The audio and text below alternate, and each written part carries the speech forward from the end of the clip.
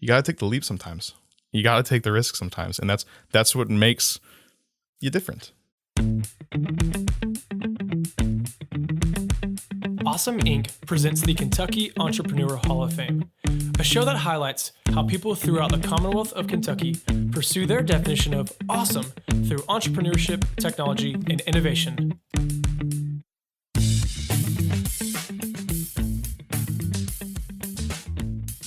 Hey guys, thanks for checking out this episode of the Kentucky Entrepreneurial Hall of Fame podcast. Finally, I'm back with Keith Hickman in the new year. I'm so excited. He is like a millionaire over there in his nice H&M hoodie and giving me a nice smirky. Gerard knows. He's calling me. He says I look like a millionaire because he knows that I'm wearing a hoodie that I bought from H&M about 8 years ago for $8. $8. That was a good investment. It's showing some wear and tear. Ian, you can see this too. I see that. Yeah, I see that right now. Well, I actually just now got a new pair of boots, and I've been like, my old ones had holes in them, and people at the farm actually were commenting. They were saying like, you've raised this much money. How have you not bought a new pair of shoes, man? I'm like, that's the millionaire look, dude. It's the millionaire look. Yeah.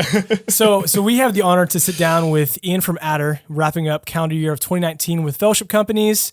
After the holidays, we are picking back up. So we're excited. Ian, glad to have you in the space with your astronaut shirt and your awesome laugh. Well, thank you very much. I'm glad to be here. Hopefully we'll get some more laughs on tape here. So. I hope so too. Well, okay, so you already let the cat out of the bag that you've raised some money. You've raised some money, but you've so your style. Have you upgraded your style since raising money? Is that what you're talking about? No, that was actually the question. Was hey Ian, you've raised this money. Why do you still have these same old boots that you wore when you were a construction photographer? Well, tell us about the NASA shirt that you're wearing right now. My NASA shirt, while probably sourced from a equally excellent source such as H&M, a Target, if you will.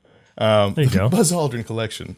Come fight me. This is a shirt that I always wear when I'm in the right space. I feel like it's like get the headspace. This is my headspace shirt. Wait, so do you really have clothing or so now I guess we're already launching into like superstitions, but do you have do you have any superstitions or things that you do like when I have like stuff happening or like something going on? Or? If you're going to meet with an investor, do you have like a lucky pair of underwear? Not underwear. I actually do have my socks that I'm wearing. These are my good luck socks. They're my girlfriend made them for me. They're my dogs on either sock. One my dog Boone on one sock, my dog Nova on the other.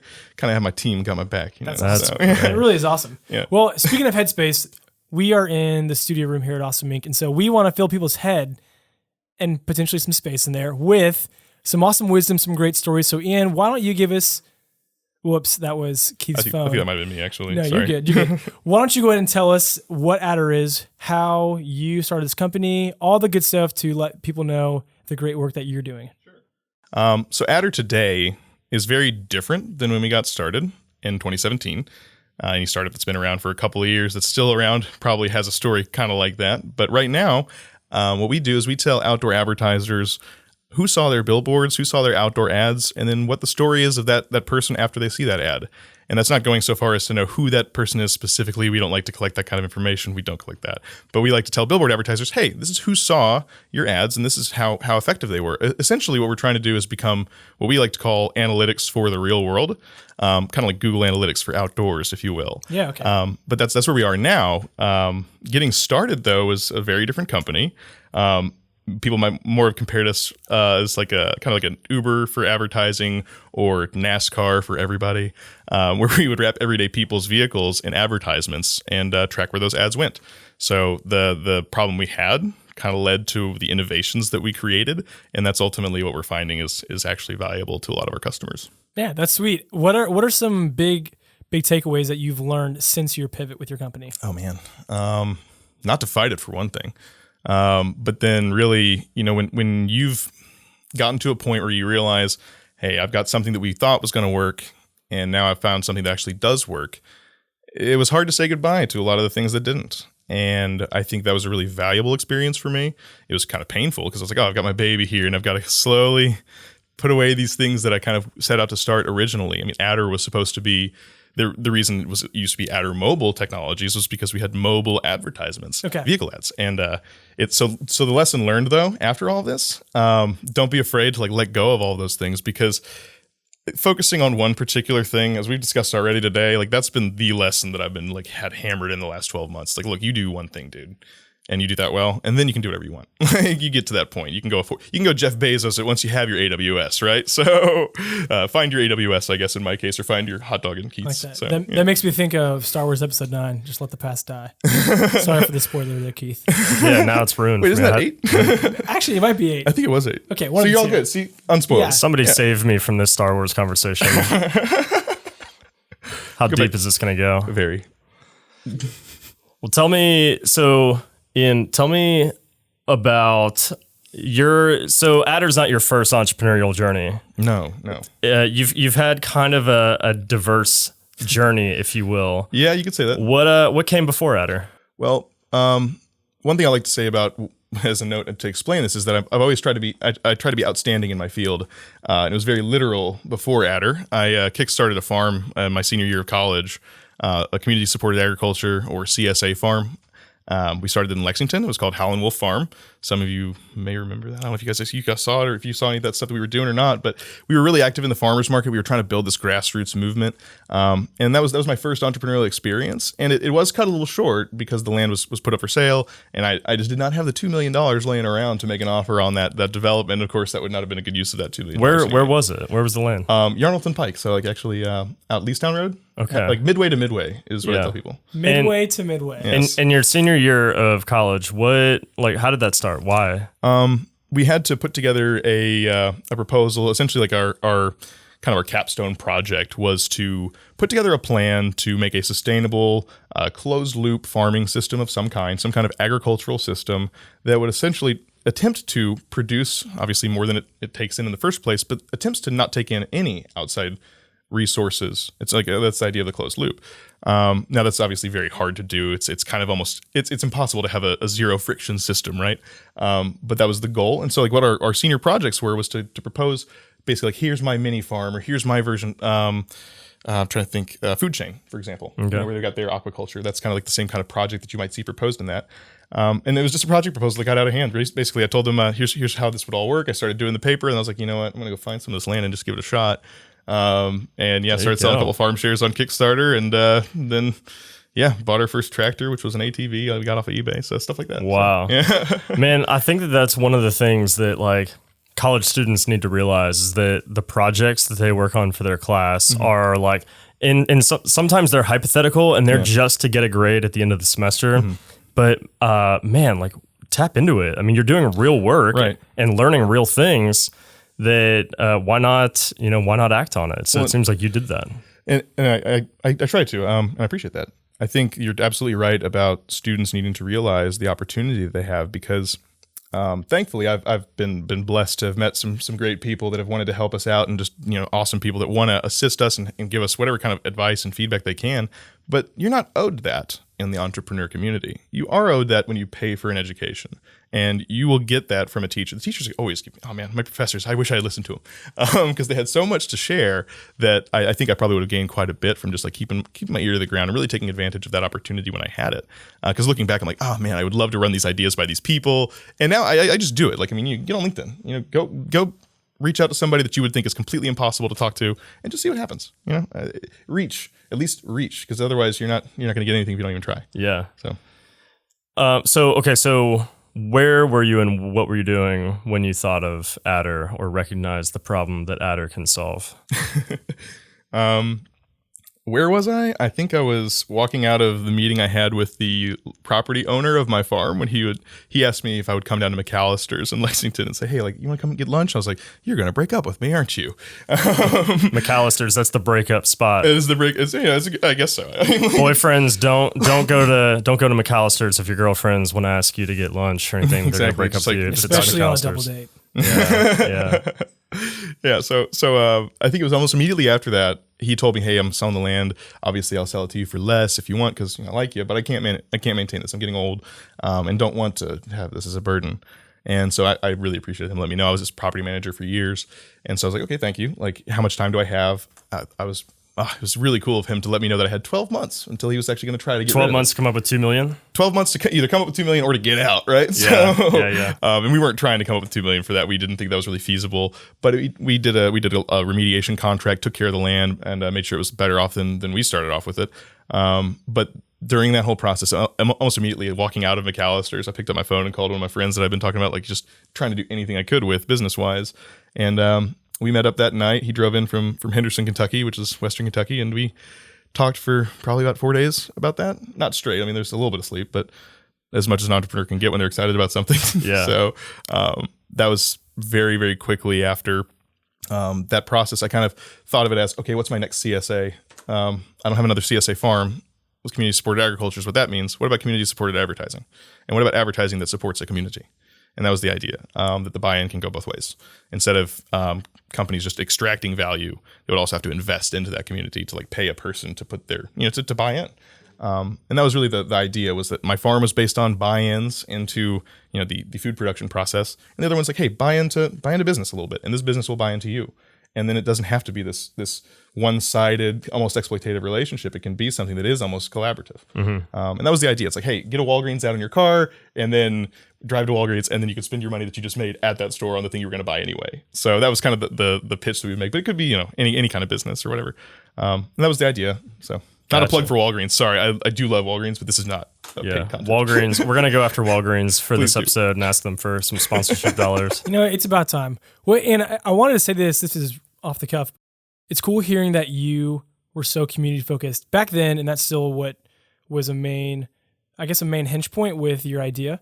And we have a good friend here named Bryce Anderson who runs Breakout Games, and he was talking at one of our mentor sessions about you can't really get the most out of a community unless you make sure you're investing. So I want to ask you, other than Adder, how are you finding ways to invest in your local community? That's a great question. So it's actually kind of funny. I was recently selected as a young entrepreneur. I'm 28 years old. I've been running my own business for 6 years now. And that's not exactly like, you're not at the top of the pyramid there. Obviously, you're still pretty early days. But I was just selected as a mentor for GLI, the Greater Louisville Initiative, awesome, a couple of weeks ago. So yeah, I was. Congratulations, that's great. Thank you. Yeah, I was really excited about it. And then they paired me up with my mentee, and he's a guy that works in aerospace engineering, hardware, stuff that I'm like super into. I was like, wow, whoever did this selection, I don't know if you were paying attention or if you just got lucky, but this is awesome. We got along really well. I'm really excited about working with this guy. But I like working with anybody that's wanting to do something that doesn't think that they can. Like I try to find people like that. And like, that's what my experience was. I was down in Atlanta for 3.5 months with another accelerator called The Farm. And down there, I found so many people that were like, they had an idea, but they didn't think they could do it. And they're like, hey, Ian, what makes me different than you? I'm like, nothing, literally nothing. Just go work. Like the amount of hours I work maybe is the difference between the two of us. And if you can just wrap your head around that and do something you love, then you can attain that. I love to share with people like just my experience, then share stories about people that, like small groups of people that did amazing things, like going to the moon. The Apollo command module would not have been able to re-enter Earth's atmosphere safely if it were not for 4 old ladies in a warehouse filling little epoxy holes on the heat shield. So that was a critical part of that mission. We would not have, people could have died if they did it wrong. It's 4 people that made that big of a difference. So I tell people that and they're like, oh man. I'm like, well, there's so many stories like that. And I want to be one of those stories. I want other people to be that story too. I love that. Well, I don't know. There's a movie that came out about that. I forget the name of it. But even as you're talking, what comes to me is a lot of what you're sharing, it revolves around the beliefs you have in your mindset. So a lot of people, when they don't believe in themselves, they're not going to put forth the effort. So it's cool to know that that's something that you're passionate about. You believe in whatever you want to do. Yeah. And again, that's why we're here today, because we think you are killing it in Kentucky and we're super proud of you. Appreciate it. So a couple more things as we wrap up. You hinted on it with your time in Atlanta. What's one of the main things you've learned in the last year about being an entrepreneur? And if you could tell yourself, oh man, I wish I would have done this a year ago, you would have potentially done something different with your company. There's so many things I've learned, but I think the most important thing, and this is almost kind of goes against what I've just said, but it's like, no one is coming to save us. You got to save yourself. Like no one is going to come and just rain it down upon you. You have to go get it. And people will help you. People might be the ones to get you there, but they can't get you there unless they know. And I think that's like something that's been really hammered into me is like, I used to kind of resist getting like out and networking out. Like my co-founder, Colin, and I used to always argue about how much time was spent networking. I'm like, Colin, let's do work. And he's like, this is work. I'm like, no, it isn't. So really have had to change my mind about that quite a bit because plugging in has made such a huge difference for me in terms of just like what I'm able to do for the community, what the community wants to do for me, my place in it, and then like just feeling a little bit more like of a center around all of it. I feel a lot better about all of it. Instead of just being some guy that works behind a computer all day, I get to go out and interface with people and interact with people that like really want to do things. And like I was looking at one of my new contractor's business cards. I didn't realize it until today. I was like, oh, the back of this thing just says, I just want to change the world. And I was like, those are the kind of people I want to meet, you know? So I was like, oh, that's cool. So Ian, what is a good habit that you have that you think gives you an edge or that you might encourage other people to try? to think. Thinking is a good habit. To be succinct when possible and to slow down. These are things that are not intuitive to me. And so like these are things that I have to try to do. And I fail at them all the time, but that doesn't mean that I can't keep trying. Yeah. And I hear that actually that's one of the most common things I'll hear after a presentation that's not like geared towards specifically like investors in the crowd. It's like, Ian, slow down, enjoy yourself. Yeah. Like I am. But that means, okay, slow down. So we can hear you. I am in the room. I am in the room right now with two fast talkers. Keith, I think you just mean one. I talk really slowly. We are both actually really good at doing this voice. And but man, you guys are exciting people. You're excited about life, so you can't contain it. Mm-hmm. That's which, true. you know. Well, I don't think we should. I don't think like anybody should try to contain that. It's just a matter of try to clarify whatever that is. Think about what that is and how people are absorbing it, because there's a bigger picture. Yeah. And making sure that I think that you're able to actually interface and communicate. Like if it was just the two of us, we could probably go like 300 words a minute, be fine. Yeah. But it'd be like just listening to Eminem over here, like rap god. But wow, that's a compliment if I've ever heard one. Well, hey, Ian, let me ask you this. So you're talking about thinking. I agree with Keith. I think some of the most valuable time is when you just sit in solitude, or you might have a pen and paper and you don't look at technology or anything. What do you do that helps you think more clearly? Oh, I do. That's actually very, very funny that you said. I use notebooks for like so many things. Okay, cool. I write and write and write. I don't come up with like great ideas behind a keyboard. Like it's just not there. I have to like kind of carry a notebook around and just wander like sometimes. I actually did that yesterday. I took a 20-minute walk and took a notebook and stopped and wrote stuff down. Yeah. And it was some of the best work I've done in a while. Seriously though, like walk and talk. Like the I saw a little thing about like shower thoughts and how you shouldn't want to like do a job that's not something you think about in the shower. And I was like, that's when I like seriously though, like that. I mentioned running water and meditation. That man, like start writing stuff down. Like I wish I could carry paper with me like in the shower, but like even just like walking around, like getting caught in a thunderstorm, stuff like that. Like just living a little bit and like. Man, it makes such a huge difference. Like that, so, for anybody listening, what Ian is referring to is that in the Awesome Inc. space, we have a poster of a quote from Paul Graham, one of the kind of the founders of Y Combinator, and Paul has this kind of simple quote, but it says, "It's hard to be really great at anything that you don't think about in the shower," and I think that is one of the most profound little quotes to me for some reason. Yeah, I took a picture of it when I was walking by it because I like that. And whenever I tell people this quote, and I always give credit to Paul Graham, but yeah, I mean, it gets people thinking like, what do I think about in the shower? And unfortunately, some people don't think about their job in the shower. Some people are like, I don't want to think about my job at all whenever I'm not at my job or at work. And if you're anti thinking about work in the shower, then you're probably not going to be an entrepreneur. Right. But yeah, so good food for thought. Think about what you think about in the shower. Yeah, absolutely. Yeah, cool. Couldn't agree more. So. Yeah, no, I agree as well. Well, and we're going to wrap up here, and we always end with the same question. Again, you have the floor right now. I want you to share all your wisdom. If there are one or two things, and you might have hinted at them, but maybe geared towards something else, but if there are one or two things you could tell any entrepreneur, they could be starting at 18, they could be quitting their job at 60 and trying a venture for the first time, what are the one or two pieces of advice you would like to tell them to encourage them? Going back to the story about these four women that built the heat shields, anything's possible. And that's kind of a cliche almost, but it's like, seriously though, go look, go read about people. Anything's possible. It might not be possible right now with what you're doing. Figure out what you got to do. Ask people, work hard, like don't stop. I mean, focus on whatever that is and actually allocate the time for it, because like I know so many people that have a great idea and they're passionate about it. They say, I'm going to grow this business. Eventually I'll quit my job when it can pay me. It's like, no, you got to take the leap sometimes. You got to take the risk sometimes. And that's what makes you different. And it's like, you're willing to do that. You're willing to put yourself on the line there for a thing that you think is a good idea. Now go out and try to prove that it's actually valuable is the second thing that I would say is actually probably, I want to go ahead and put that in first position. Go ahead and make sure what your idea is actually going to benefit somebody. It's going to solve their problems. It's going to help their pains. Like otherwise, I mean, it's a hobby. So you want to make sure that your business is actually a business before you start it. I think that's super important. I think that alone, like identify what the problem is, who that customer is, how you're going to help that customer, because you don't know more than them about their problems. They do. So figure that out. Customer discovery, it's everything. Yeah. That's good. I could not agree more.